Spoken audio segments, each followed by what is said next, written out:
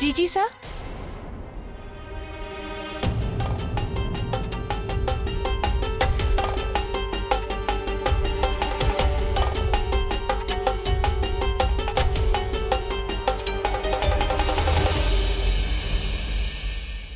जीजी सा, हम हैं लीला। आपने हमें पहचाना नहीं? लीला? हाँ। अरे कितनी बड़ी हो गई हो तुम, और कितनी सुंदर भी।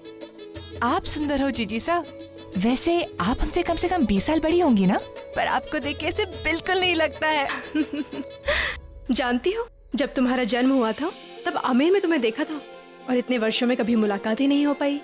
पर आज मिलकर ऐसा लग रहा है जैसे वर्षों से हम तुम्हें जानते हैं, हर वर्ष तुमसे मिलते आ रहे हैं। ठीक बोलिए मलिकाए हिंद। हम तुम्हारी जीजी सा हैं, मलिकाए हिंद बोलने की कोई आवश्यकता नहीं है हमें। अच्छा, अपने जीजा साहब से मिले? नीचे वो तलवारबाजी का रियाज कर रहे हैं। हाँ, हम उनसे मिले हैं, उन्हीं से तो मिलने आए हैं हम। हमारा मतलब ये है, हमने उनके बारे में कितना कुछ सुना है जीजी सा। उनसे मिलने की बहुत इच्छा थी जीजी सा। वैसे कितनी गर्व की बात है ना कि हमारे जीजा सा हिंदुस्तान के शहंशाह है। अरे ये क्या हो गया?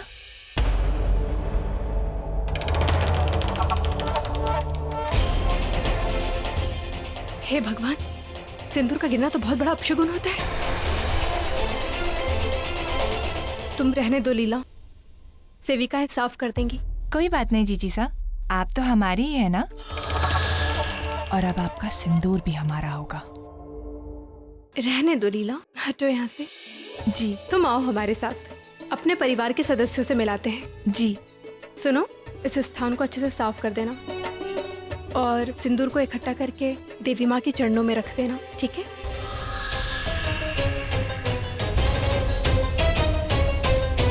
आखिर सिंदूर गिरा कैसे? आओ। चलिए। पीर बाबा की मजार पर गए थे जलाल और बच्चों के लौटने का शुक्राना अदा करने। वहीं के खादिम ने दिया है तावीज। होशियार, मलिकाए हिंद पधार रही है।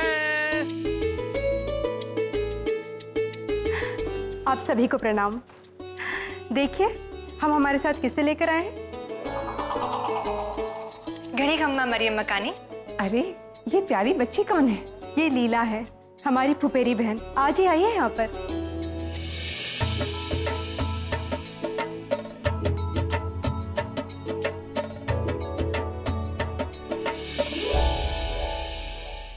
मुगल सल्तनत में तुम्हारा इस्तकबाल है बेटा।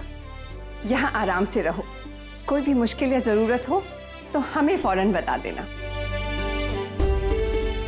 जैसे हम जोधा की अम्मी जान हैं, वैसे तुम्हारी भी है। अच्छा, हम सबको तावीज बांध देते हैं।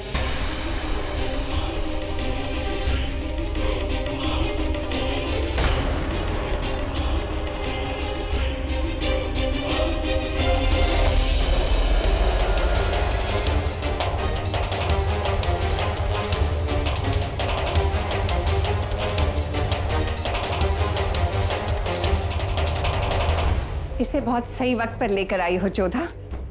हम मजार पर गए थे। इसे भी तावीज बांध देते हैं। इतनी खूबसूरत है, कहीं किसी की नजर न लग जाए।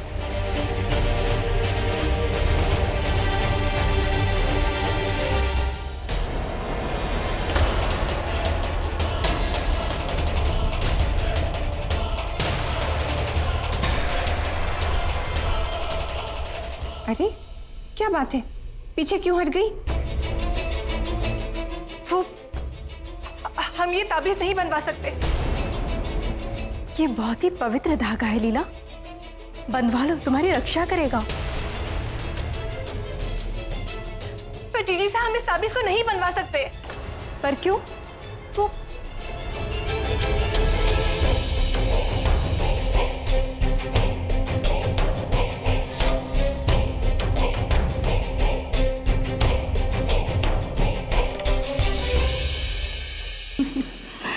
क्या हुआ जोधा?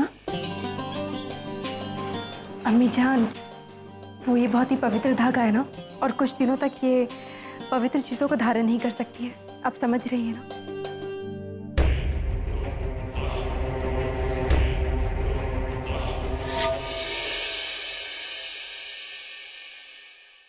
कोई बात नहीं। वैसे जोधा, तुम्हारी बहन में भी सब तुम्हारे ही गुण हैं। हमारे दबाव में आकर इसने तावीज नहीं बंधवाया, इस पाक तावीज की इज्जत रखी। शाबाश बेटा, सफर से आई हो, थक गई होगी, जाओ इसे आरामगाह में ले जाओ।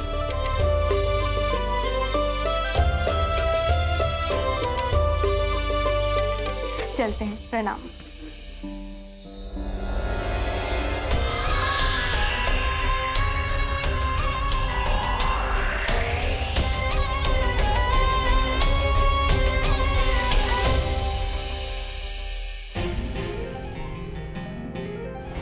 हम शहजादे सलीम को फिर से शाह का ओहदा देते हैं।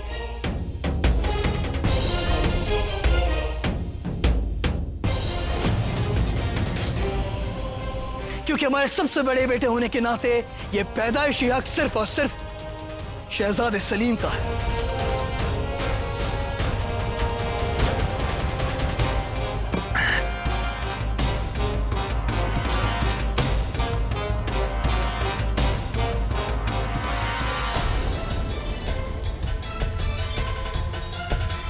अब बस भी कीजिए भाईजान, क्या करने पर आमादा हैं आप? आपने सुबह ही जाम हाथ में ले लिया। अगर शहंशाह को इस बारे में पता चल गया तो? शहंशाह को पता चला तो क्या दानियाल, अब क्या छीन लेंगे वो हमसे? हमें ख्वाब दिखाकर हमें उनसे दूर तो वो पहले ही कर चुके हैं। और अगर आते भी हैं तो देखने दो, वो भी तो देखें कि क्या हमारी क्या हालत हो रही है यहाँ पे। शहंशाह की नजर में दानियाल आप और हम महज एक खिलौने हैं। जंग में हमने भी हिस्सा लिया था, हम भी लड़े थे वहां पे, मगर बहादुरी का इनाम किसको गया? सलीम भाईजान को हमारे हर कारनामे की तारीफ गई। सलीम भाईजान को हमारी औकात सिर्फ गुलामों की रह गई है दानियाल, सिर्फ गुलामों की। भाईजान, हम आपकी तकलीफ समझ सकते हैं, मगर इस दर्द की वजह से खुद को बर्बाद कर देना कहां तक जायज है? माना कि शहंशाह की नजरों में सलीम भाईजान का पद हमसे कई ऊंचा है, मगर अगर शहंशाह ने आपको इस हालत में देख लिया तो हालात और बिगड़ जाएंगे भाईजान। जंग के दौरान उनकी नजरों में आपकी जो इज्जत, आपका जो सम्मान बढ़ा है, सब खत्म हो जाएगा।